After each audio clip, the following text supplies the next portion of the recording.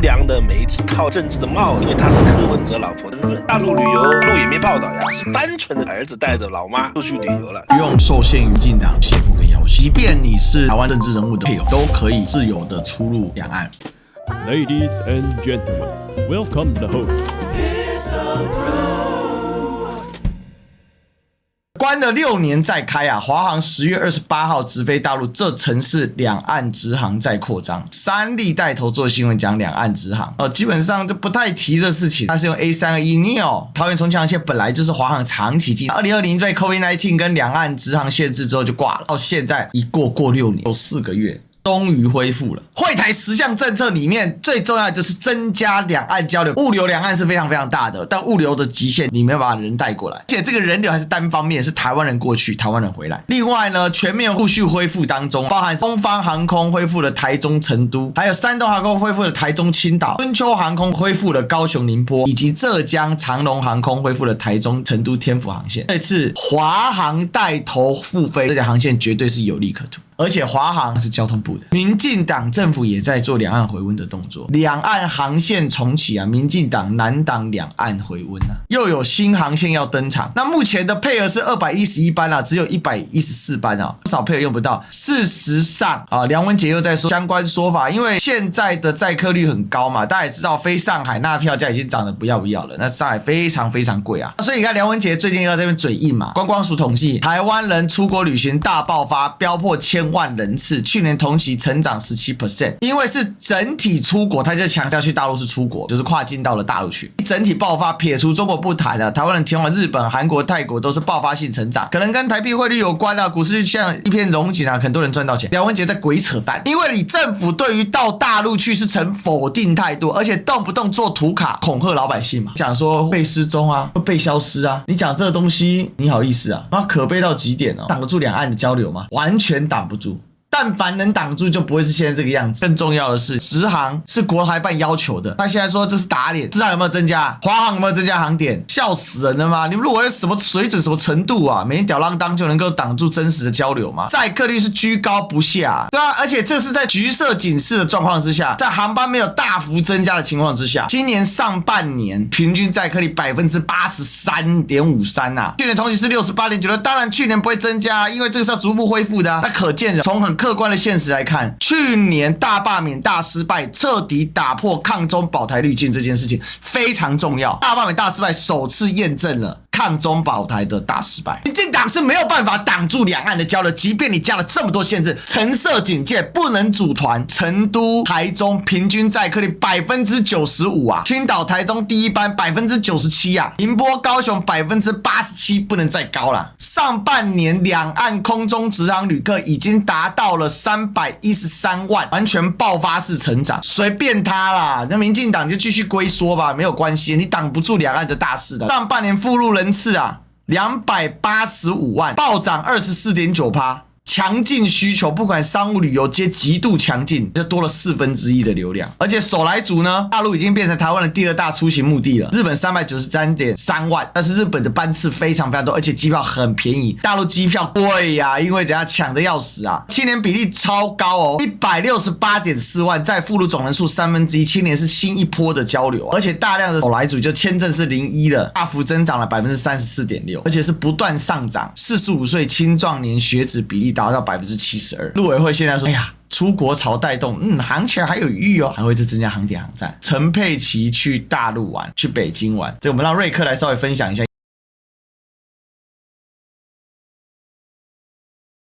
私下正常的旅游，他的儿子带他去，全程都是他儿子安排的。介绍之后，他是第一次去大陆玩，去了上海，去了苏州还是哪里，反正就是上海、浙江，然后到最后一站是在北京。他为什么会被拍到呢？就是因为他在北京本来要准备回台湾的时候，机场的候机室里长荣飞机因为故障的原因拖延了6个小时，身体就不是很好，或者说先回酒店，因为这一班他就不坐了，因为他确实在那个候机室很难受。他后来在他的自媒体频道里面发了一段旅游感想，他在那个候机室里面那里写，就是在出去的时候，有些人就拍到了，有的人就见风就是雨啊，他是去什么大陆什么要钱的呀，接受统战命令。还有就是说，你老公都被抄家哪来的钱去旅游？人家有儿子好不好？根据陈佩琪医生他自己想的，他跟他儿子去旅游，全程坐高铁都是坐的经济舱，普通老百姓坐什么他就是坐什么。他跟唐湘龙说，他说他这一辈子从来没有坐过头等舱，没有住过好的酒店，而且他跟他儿子住的酒店都是很普通的那种酒店。他跟他儿子开的是单人间，不是各开一个单人间，就是住的一个单人间。本人是一个非常节省的人。陈佩琪医师就表示他是真的是人生当中第一次去大陆。唐湘龙就问他说你因为长期在台湾生活，接受台湾的主流媒体的熏陶呀，你第一次去大陆之前你会不会觉得害怕？陈佩琪医师怎么说？我有什么好怕的？他的意思就是说，虽然他是柯文哲的老婆，但是他从来没有参加过任何政治的活动，他也不参与，也没有讲过关于什么政治立场的一些表达。因为柯 P 以前都参加很多台独，因为柯 P 以前是老台独吧，那他从来不参加那些的。意思就是说，本人他没有参加过这些活动，所以他不怕在大陆会发生什么事情。去玩了一趟回来之后，我也没有被消失呀，也没有人来找我，也没人来问我呀，说正常的旅游。非常好，陈佩琪医师去有很强的意义。即便你是台湾的政治人物的配偶，都可以很自由的出入两岸，不用受限于这个民进党的这种胁迫跟要挟。他这个会再带动新一波的旅游，主要是针对小草群体，我很感动。其实没有那么可怕，无良的媒体非得去给人家套政治的帽子，我觉得挺搞笑的。人家只是单纯的就是儿子带着老妈出去旅游了，不过就是因为他是柯文哲老婆的这种身份，他去大陆旅游，大陆也没报道呀，没有任何新闻。如果不是台湾的新闻爆出来的话，大陆希望的是台湾的任何人，只要你不是台独分子。我说台独分子是在国台办的公开名单上面的，你去大陆基本上都不会有事情。即便你发表过激的，就大陆来讲叫过激，但台湾没有这个用法了，就大陆所谓的过激言论，针对两岸的意识形态有很强烈的表达，那是属于你个人的。这验证一件事，如果未来两岸政治方面达成共识之后，台湾的治理问题要怎么处理？我觉得大陆现在也在做这样探讨。有一个小细节是他儿子主动，而且是时下年轻人，他也受到我们这些网络倡议者的影响。两岸的交流不是民进党能够物理限制，他现在还限制重重，还法规啊，各个方面恐吓啊，刷说什么要失踪多少人，结果大家一查，妈的一堆都是诈骗集团，只有10几个人好像是说因为犯罪被逮捕了。有人去算那个比例非常非常低啊，400万被抓1%是4万，被抓0.1%是4000，被抓0.01%是400，被抓0.0001%是40，它就是个0.003，0.0003，哇啊！这个问题是失联不代表失踪或死亡啊，自己不联嘛。所以你看那个民进党的议员姐姐不是在大陆搞走私被抓吗？算不算失联？庄孝伟，民进党你只会骗啊！大陆是完全掌握绝大多数的案例，就民进党陆委会登记在案的案例，在大陆国台办或在各省台办的手里面，全部都知道他们问题在哪里。问题是人家好说歹活，但台湾人他不联络啊，联络你没办法强迫他啊。不过我是觉得台办这个可以再细化一点的，反正如果他不联络，就透过他的亲友帮忙传个讯息嘛，报个讯，我觉得是可以的。比如说这几个人他从事非法活动是一件不可以公开的活动，那你怎么办呢？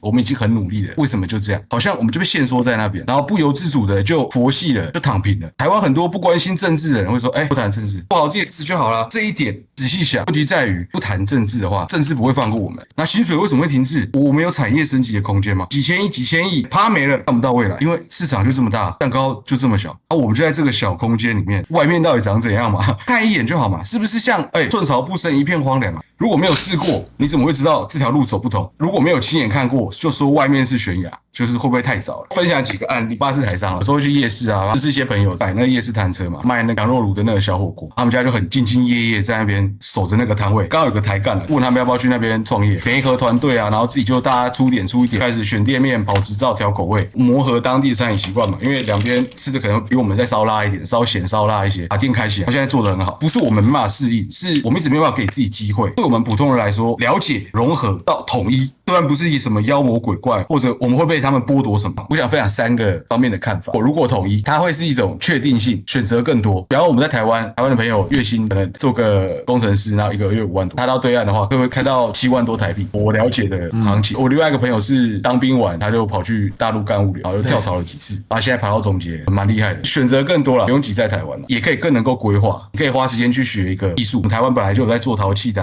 那边市场也大，所以你会知道，你学完一门技术，花时间学完之后，你出来那个市场还在，而且且可能更大，你也可以更容易找到同好，因为那边人多嘛，也可以一起专业，技术不断的相互碰撞，然后越做越好。在那边生活的话，而且那边物价也便宜啊，住起来也真的很舒服。但我们再拉回来台湾讲的话，你在那边的每一分的努力都能换来实实在在的生活。我们缴的税不会变成无用的政治口水或者利益交换，变成沉没成本。然后今天不是谁征服谁了，我们融合在一起，统一是要过更好的日子。要问能不能适应，应该要问的是愿不愿意给自己一个机会去看看去了解。我们经历了太多的撕裂和太多的争吵，然后很多无所谓的消耗，我们把力气花在互相攻击、互相防备，然后斗来斗去，花在担心一些可能的擦枪走火的风险。统一它不是终点，它是起点，不要放弃有一个更大的台在那里，你可以站得更高，看得更远。而我们不是要忘记过去，让你可以放下一些不属于自己的包袱。难的不是翻过心理意识的想，是不愿意承认墙外面有路。两岸因为政治的不确定因素民进党存在就是严重妨碍两岸。大家可能看长远一点，两岸必须得找到一个政治架构的方式。现在在台湾谁提统一容易被聚焦攻击，那我们换个说法，然后有没有机会找到一个政治架构的方式呢？至少开始谈嘛，避免说老是被民进党这样的政党挟持啊，班机就炸成这个样子了，正常班机早开爆了。航空公司大概平日有个6-7成，然后假日可以满载，他一定赚钱的。那为什么不赚？他是避免空机率，避免飞机停在地面上的时间太长，这个才是真正亏钱的产嘛。因为飞机停在那边就烧钱嘛，停机是要停机费的，飞机放那边是要维护费的，各种烧钱的。飞机是要动起来才会赚钱的，这么贵的票价，一定要有新的航空公司进来分钱嘛。可是问题就在于说，因为不确定性的政治架构所造成的麻烦。民进党就害怕嘛，他连融合都害怕，接触就会产生融合，融合就会对民进党的方针出现问题。我知道就是说安老师提民进党在做现实问题当中，它就是一个巨大的妨碍因素。我若不处理它，那这就是不切实际，这叫什么？不食人间烟火。也有一些人会引用这个概念，那你反绿不代表你对于大陆的态度，应该倒过来这么讲，对大陆的态度可以是一种，对好或坏你自己决定，对两岸的未来的态度是一回事，对民进党态度是一回事是没错，但是这三者其实是一体多面的，只是有些人会说借这个骗吃骗喝有没有？也是有，我们也不要以偏概全。他先能做到坚决对抗民进党、对抗台独，我觉得这已经是非常好的一步了。没有妄想一步全部都到位，所以民进党问题我们还是要优先务实的去面对，否则的话两岸永远是这样，很可悲啊！真正有两岸经验的人，真的会体会这件事非常非常深。民进党他们过去30年的布局，是从李登辉的时候，国民党、民进党一起去把宪法搞成这样子嘛，实质上把我们的监察院给废掉，所以我们没有办法制衡官员。然后今天的话，所有的弊病会在这10年很明显的展现给大陆他们看，这是我们台湾现在整个体制的问题。台湾现在投票是已经没有办法像过去，我们可以有一个制衡，说他做不好，不听老百姓的话，我们就把他干掉。这个功能是越来越少，已经变成说地方阶层的，就好像现在的所有政治人物，他要选举，最重要是资金金主，没有钱你就不用选。不管是台湾同学还是大陆同学，都可以看得清清楚楚台湾现在的处境。我和历史哥从第1年走到今天了，我们都只能跟自己讲莫忘初衷，从来不是以政治人物为目的，我们是为老百姓发声。我们如果不站出来，没有人会站出来，找出来就在空战去打民进党嘛。这太阳花时代，因为我们一路走来，这样经历过，我们都知道，我们台湾的政治体系，你不能相信政治人物，只能靠我们自己有所改变。真的时间不多了，我们只能知道很多事情必须一步一脚印的做，就在最后时间来临之前，我们只能一步一脚印。今天自己由历史哥还有馆长去大陆，从去年我们很多台湾人，而且是很年轻的年轻人他们讲的一样啊，有做就有机会，如果你不做，就一点机会都没有。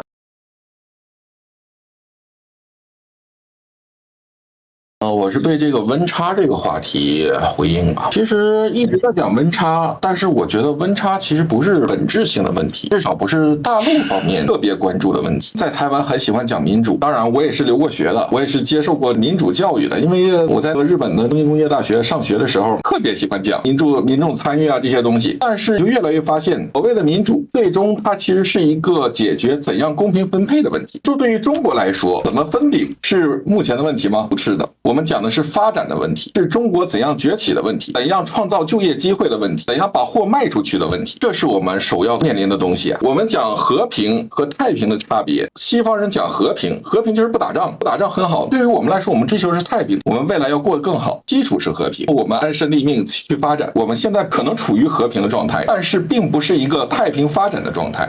欧洲议会进行了决议说中国大陆不允许推广普通话，这就是外国的一种插手。这种外国对于中国的一种插手，它是间断的吗？不是的。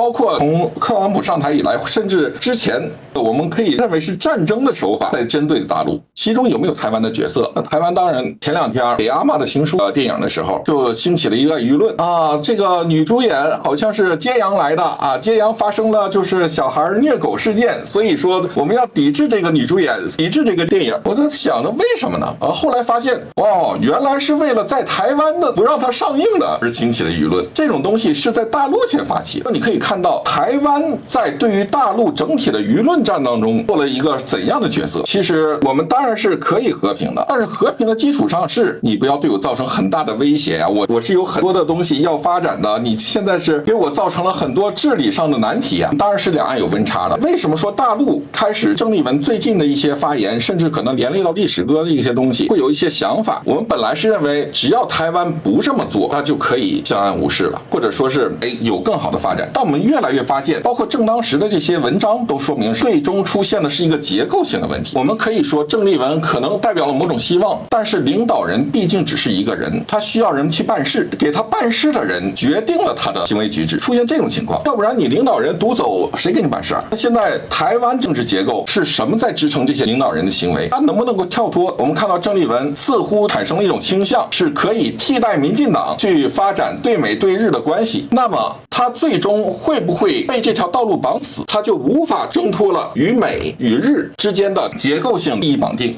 他最终会不会带领着国民党成为另一个民进党？他可能不叫民进党，他可能不那么台独，但是他为美国、为日本的利益与中国产生局域。我们可以看到，今天民进党在迫害统促党，统促党它到底有没有作用？我们放在一边另说。但是我发现了一个点啊，国民党似乎很安心的觉得统促党是支持统一的，跟我们没关系。但是民进党迫害统促党的理由是统促党的行为违宪，支持统一是违宪的。国民党一话不说。国民党有发声明啊，针对行为，国民党是反对的，民众党是也有比较软的声明。但是因为目前这个事情还没有上升到一个更高的关注，还有一个就是统促党。那么是不是经过大法官释宪之后，就会说明统促党是违宪的，统一是违宪的，最终这个宪法就是不是一个统一的宪法？那么国民党有没有意识到这个路线发展到这个情况呢？国民党在连守护宪法这个上头都已经跟民进党没有太大差别了，我们最后怎么可能信任国民党是一个与民进党不同的力量呢？这就是大陆人为什么对于国民党的前途未来会发展到什么地方觉得是有一个上限的。那既然有这个上限，我就不必要再对这个道路投入太多东西了。很多人会攻击历史哥，最终也不会发展到什么东西上。但是呢，怎么说呢？历史哥的对于两岸的交流，它有没有用处？它是有用处的。对于我们来说，就是统后的治理 after care。但是它能不能代替推动统一本身呢？这又不是一回事儿。但是这是两条不同的道路，不是互相替代的，它是可以互相进行的，各自努力吧。既要正面这样对抗民进党的压力，侧面上呢，国民党内部也有很多奇怪的声音，大陆这边的一些想法，对历史哥的一些期待啊，我都看到了啊，我也了解到，有的事情也不能明讲。那我知道大家都很着急啊，也有很多的期许，一个民间人士尽可能的提供一些意见、想法，在一些议题上，如果自己觉得也认同的话，尽可能的协助发声，并没有说去介入人家的党务啊，去介入人家的政治的发展。我从来没有忘记我的初心是什么。但这个频道就是第一个，我想帮台湾找出一条更好的道路。所以我讲真善美嘛，求真得以为善，有善才得以为美。学历史的人求真是一流的，所以我有为善的能力。既然我有为善的能力呢，就可以让美好更多。这是我的想法，包含台湾的乡土之美，包含两岸的民族之美，包含世界的大同之美。中华民国派升华成中华民族派，不是讲假。去年到今年，祭祖中华共主皇帝、中华人文始祖伏羲、李氏之祖